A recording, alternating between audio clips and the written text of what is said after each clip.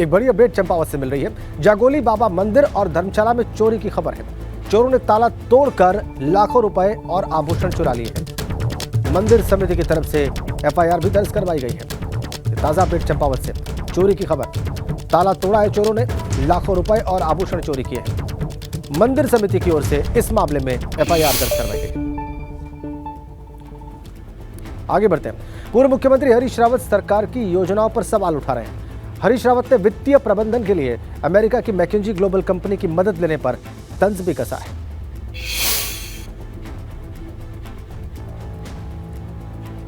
यदि आप primary school में ऑक्सफोर्ड यूनिवर्सिटी के प्रोफेसर को हेडमास्टर बना करके भेज दोगे तो उसका फेल होना तो बिल्कुल पहले दिन ही निश्चित है।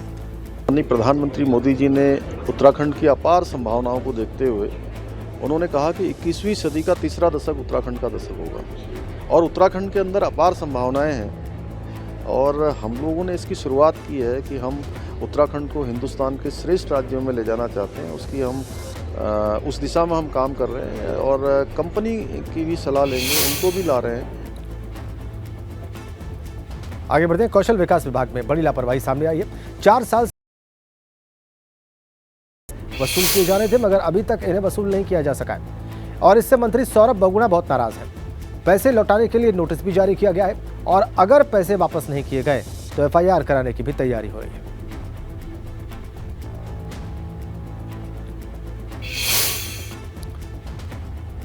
इधर पर्यटन मंत्री सतपाल महाराज पौड़ी पहुंचे। इस दौरान उन्होंने 7 करोड़ की योजनाओं का शिलान्यास किया और साथ साथ सतपाल महाराज ने जिले के तमाम अधिकारियों के साथ जिले के विकास के कार्यों की प्रगति की समीक्षा की। इस दौरान खस्ताहाल सड़कों को लेकर सतपाल महाराज ने कहा कि जहां पर भी सड़कें खराब हैं उनकी मरम्मत होनी चाहिए। पहली बात तो यह है कि मैं सबसे पहले वो जो फोटो आपने लगाया 1,13,13,000 की सौगात मैंने पौड़ी को दी है।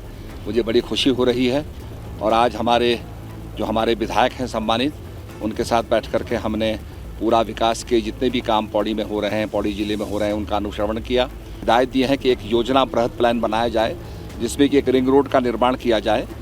पौड़ी के अंदर, टाउन के अंदर जो ट्रैफिक का कंजेशन है, जिससे कि हमारे काफ़ी सदस्य यहाँ लेट भी हो गए, तो उस कंजेशन को दूर करने के लिए एक रिंग रोड का निर्माण किया जाए, उसकी योजना बनाई जाए। इधर हरिद्वार में महिलाओं को सशक्त करने के लिए महिला वेंडिंग जोन बनाया जाना था मगर नगर निगम की लापरवाही के चलते वेंडिंग जोन धूल फांक रहा है और अब तक इसका उद्घाटन भी नहीं हो पाया है।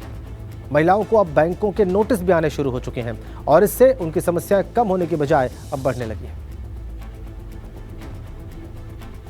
वेंडिंग जोन हमारा एक्चुअली यहाँ पर पूर्व में ही जो हमारी टाउन वेंडिंग कमेटी है उसके द्वारा 600 वेंडिंग जोन ऑलरेडी यहाँ पर पास हुआ है वेंडिंग कमेटी द्वारा और उसमें से 100 हमारा जो प्रथम जो चरण है उसमें 100 पिंक वेंडिंग जोन है जिसमें महिलाओं के लिए है। उसमें हम लोगों ने जो हमारी NULM की स्कीम है, नेशनल अर्बन लाइवलीहुड मिशन, उसमें हम लोगों ने सब्सिडी का भी प्रावधान रखा हुआ है।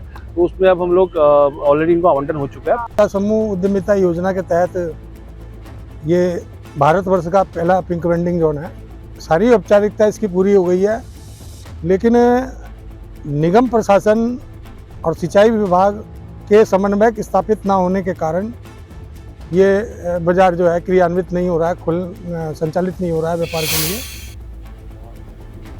इधर रामनगर में प्रशासन ने धनगढ़ी क्षेत्र के 1 किलोमीटर दूरी तक धारा 144 लागू कर दी और इसमें कोसी रेंज, सर्पदुली रेंज और धनगढ़ी क्षेत्र शामिल हैं। दरअसल इस क्षेत्र में बाघ के हमले की आशंका है और ऐसे में यहाँ पर धारा 144 लागू की गई है ताकि इंसानों की मूवमेंट न हो। जून महीने से अब तक धनगढ़ी क्षेत्र में बाघ के हमले की 4 घटनाएं सामने आ चुकी हैं और इसमें 5 लोगों की जान भी जा चुकी है। लोगों का जमावड़ा ना हो, इस संबंध में सुरक्षा के दृष्टिगत इस कदम को उठाया गया है। हमारी कोशिश ये है कि क्योंकि बाघ उसी क्षेत्र में बार बार दिखाई दे रहा है और धनगढ़ी से सटे क्षेत्र में कई सारी घटनाएं पिछले 1-2 महीने में हुई हैं, तो हमारी प्रायोरिटी ये है कि इसमें लोगों की और पर्यटकों की सुरक्षा को सुनिश्चित करते हुए उसको ट्रैंक्विलाइज हम लोग समय पर कर पाएँ।